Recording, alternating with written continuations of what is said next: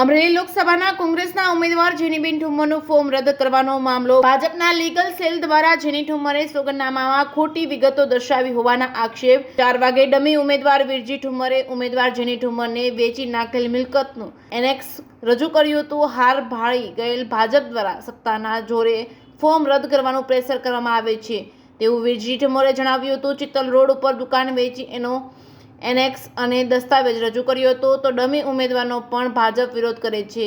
જેની ઠુમ્મર મહુવાના પ્રવાસે હોય તેની મુદ્દત ચૂંટણી તંત્ર દ્વારા ન આપવામાં આવી હતી। વીરજી ઠુમ્મરે જણાવ્યું હતું ભાજપ દ્વારા હાઈકોર્ટના વકીલો બોલાવવા માટે ચૂંટણી તંત્રએ આવતીકાલે 10 વાગ્યા સુધી મુદ્દત આપી છે અને ભાજપ 2 લાખ મતે હારી રહી છે તે માટે આવા પ્રયાસો કરવામાં આવી રહ્યા છે। જેની ઠુમ્મર સામે આચારસંહિતા ભંગ અંગે 1 કલાકમાં જવાબ આપવાના ચૂંટણી પંચના નિર્ણય સામે એફિડેવિટ કરીશું તેવું વીરજી ઠુમ્મરે જણાવ્યું હતું। જે કેસની ગુજરાતી સાથે જૈનિક સોજિત્રા અમરેલી। ભારતીય જનતા પાર્ટી હાર ભાળી ગઈ છે। હાર ભાળી ગયેલી જનતા પાર્ટી ગુજરાતમાં ઠેર ઠેર કોંગ્રેસ પક્ષના ઉમેદવારો સામે વિરોધ દર્શાવી રહ્યા છે। એ જ દર્શાવે છે કે એની નીચેથી જમીન ખસકી ગઈ છે। જેની બેન આજે મહુવાના પ્રવાસમાં છે। સવારે મેં પોતે મુદત માગી લેખિતમાં તેમને આવતીકાલ સુધીની મુદત આપવામાં આવે, એમને મુદત ન આવે અને આજ પાછી ભારતીય જનતા પાર્ટીએ અમે જવાબ રજૂ કર્યા પછી કે હાઈકોર્ટમાંથી વકીલ બોલાવવા છે એટલે મને મુદત આપો, એટલે કલેક્ટરે 10 વાગ્યા સુધીની મુદત આપી છે। અમારો આજના જ નિર્ણય કરવાની વાત છે। જેની બેન સામે વિવાદ એવો ઊભો કર્યો કે રોયલ કોમ્પ્લેક્સ ચિત્તલ રોડ ઉપર તમારી જે દુકાન છે એ તમે દર્શાવી નથી। જેની બેને જે દુકાન વેચી નાખી છે એનો દસ્તાવેજ રજૂ કર્યો, એનેક્સર રજૂ કર્યું। કલેક્ટરે માન્ય રાખ્યું કે એમની દુકાન વેચાઈ ગઈ છે, સામેવાળાએ નથી ચડાવ્યો, એ સામેવાળાનો વાંક છે। એવા સંજોગોમાં હજુ પણ મુદત માગીને મારી સામે વાંધો દર્શાવ્યો। હું એમનો ડમી ઉમેદવાર છું, મારી સામે વાંધો દર્શાવ્યો કે તમે લોકસભા લખ્યું નથી અને ફોર્મ દેખાડ્યું, એમાં લોકસભા લખાયેલું છે, મારો વાંધો પાછો લીધો।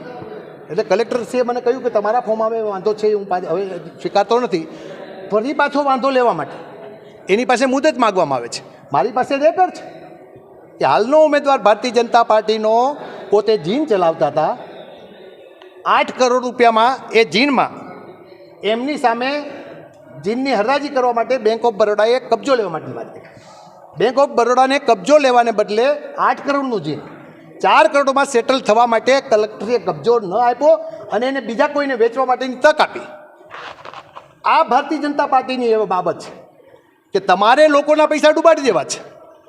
જેની બેને એવું દર્શાવ્યું કે મારા પતિદેવે LICમાંથી લોન લીધી છે, એટલે કે તમારી 16 લાખની તમારી LICની પોલિસી છે અને તમને 2 કરોડની લોન કેવી રીતે આપે? LICને પૂછે। અમે દર્શાવ્યું છે લોન નથી લીધી અને લોકોની લાગણી જીતવા માટે આ જેની બેને ખોટું એફિડેવિટ આપ્યું છે એવો પ્રયાસ કર્યો। લોન લીધી છે એવું દર્શાવ્યું અને લોન LICની લીધી છે એવું દર્શાવ્યું। LICની લોન નથી લીધી તો LIC એમના કબજામાં છે। LICને વેચવા માટે ભારતીય જનતા પાર્ટી ત્યારે તત્પર થઈ રહી છે। LICને પૂછે લોન આપી છે કે નહીં? માત્ર પાણીમાંથી કૂરા કાઢવા માટેના પ્રયાસ છે। હાર ભાળી ગયેલી જનતા પાર્ટી 4 લાખ મતે જીતવાને બદલે 2 લાખ મતે હારી રહી છે। એનો આ પાણીનો રેલો એની નીચે આવી રહ્યો છે। કાલે મારી સામે આચારસંહિતાની ફરિયાદ કરી, જેની બેનને મેલ કર્યો 4 વાગે, 5 વાગે જવાબ આપો। મેં રિક્વેસ્ટ કરી, હમ્બલ રિક્વેસ્ટ કરી ચીફ ઓફિસરને કે તમે 4 વાગે મેલ કરો છો, 5 વાગે કેવી રીતે જવાબ આપી શકાય? મને 11 વાગ્યાનો સમય આપવામાં આવે કે અમારી ઉપર દબાણ છે। ચૂંટણી અધિકારીઓ છો કે દબાણમાં ચાલનારા અધિકારીઓ છે? ચીફ ઓફિસર કે મારી ઉપર દબાણ છે। શેનું દબાણ છે? કોનું દબાણ છે? કરો એફિડેવિટ, અમે એફિડેવિટ કરીએ છીએ। હાર બાળી ગયેલી જનતા પાર્ટીને પ્રેસ મીડિયા એટલે ચોથી જાગીર છે। આ દેશને બચાવવો પડે એમ છે। અમરેલી બેઠક નંબર 1 રીતે જેની બેન જીતી રહી છે। જેની બેન સામે લડી શકાય તેમ નથી, એટલા માટે આનો નિષ્ફળ પ્રયાસ છે।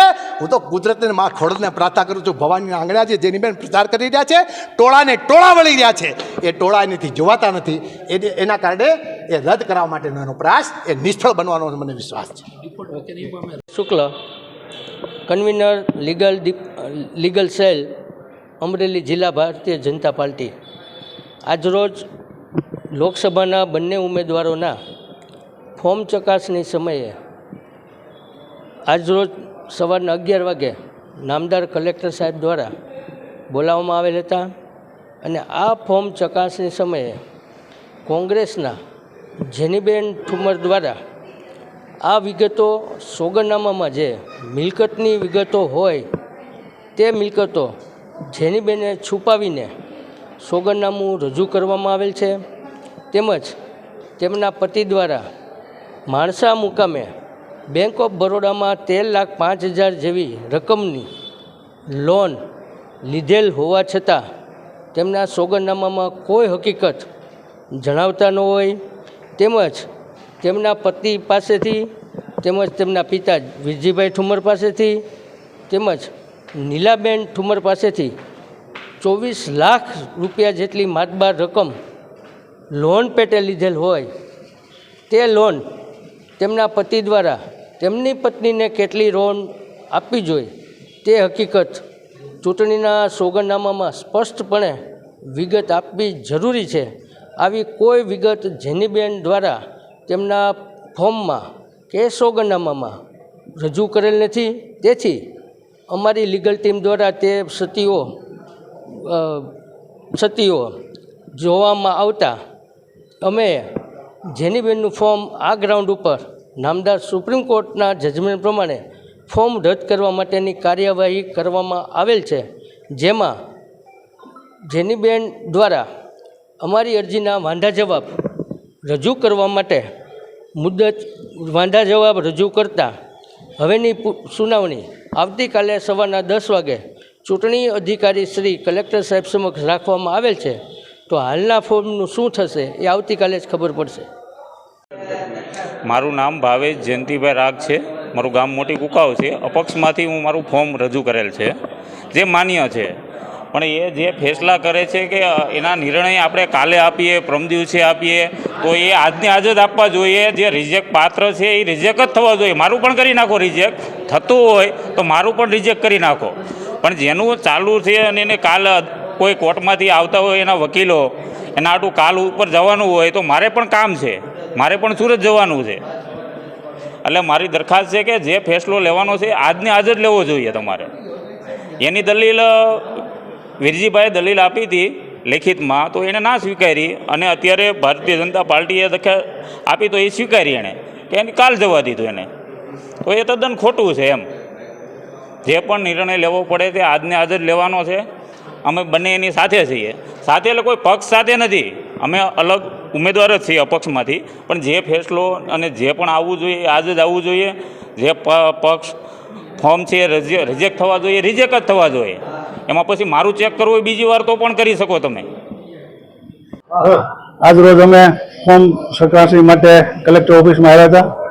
જેનીબેન ઠુમરે જે એના સોગંદનામામાં મિલકત ઓછી બતાવી છે કે જે એના હસબન્ડના નામે એક લોન છે એ નથી બતાવી, થોડીક જમીન છે એ નથી બતાવી, અહીંની અમરેલીની દુકાન છે એ નથી બતાવી. એટલે અમારી લીગલ સેલની ટીમ સાથે અમે વાંધા રજૂ કર્યા હતા અને આ સિવાયની ઘણી જે મિલકત જે છે એ એણે સોગંદનામામાં છુપાવી છે.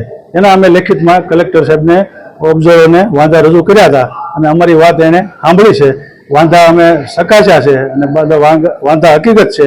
એની સામે વિરજીભાઈ ઠુમરે અત્યારે આવી અને જે એને રજૂઆત કરી હતી અને જે એને આપ્યું હતું, હવે અધિકાર ચૂંટણી અધિકારીનો છે, એ નિર્ણય લેશે. અમારા જે વાંધા હતા એ લીગલી વાંધા હતા. એટલે એને જે રજૂઆત કરી છે તો અમારી પાસે અમારા વકીલને હાઈકોર્ટમાંથી આવે છે. એટલે કાલ 10 વાગ્યા લગીનો અમે પણ સમય માંગ્યો હતો અને કાલ 10 વાગ્યાનો સમય આપ્યો છે. 10 વાગ્યા નક્કી થઈ જાય. એટલે આજરોજ ઉમેદવારી ફોર્મની ચકાસણી સવારે 11 વાગે એની કાર્યવાહી ચાલુ કરવામાં આવી. ઇન્ડિયન નેશનલ કોંગ્રેસના મુખ્ય ઉમેદવાર જેનીબેન ઠુમરના નોમિનેશન વિરુદ્ધ હરીફ ઉમેદવાર તરફથી વાંધાઓ રજૂ કરવામાં આવ્યા હતા, જેથી 4 વાગ્યાની મુદત આપવામાં આવી. જેના જવાબ સામે ફાઇનલ દલીલ માટે આવતીકાલ સવારે 10 વાગ્યાની મુદત આપવામાં આવી છે. આવતીકાલ 10 વાગ્યાની મુદતમાં જે પણ વાંધાઓ છે એના ઉપર ફાઇનલ નિર્ણય કરવામાં આવશે.